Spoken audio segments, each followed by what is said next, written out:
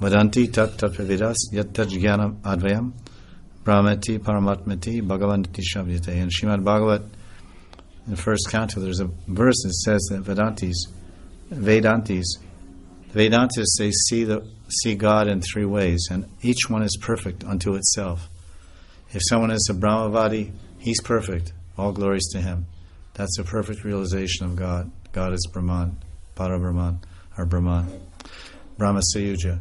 And if someone else is yogi, Jnani, meditating on Paramatma, desiring mystic cities, or just desiring to Shantaras and emerging in Paramatma, or like this, then he's also perfect in his conception of Godhead, and he's perfect in his belief and realization.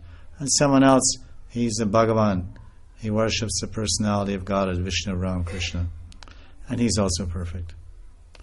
So the truth is there, and people will argue to the end of time because of their particular coloring of their mind and intelligence. You can only see reality according to what Krishna wants you to see. Okay. Some people are born in darkness and they live their whole lives in darkness. Some people are in partial darkness. Some people are in complete darkness. Some people are standing in some light. Some people are in the bright sunlight of midday sun. So the knowledge, that's why it says Krishna Sriya Samamaya Haya Andakara.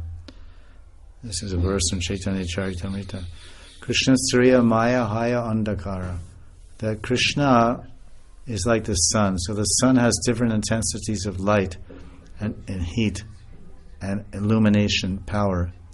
When it's setting, it's very less, and when it's rising, it's very less.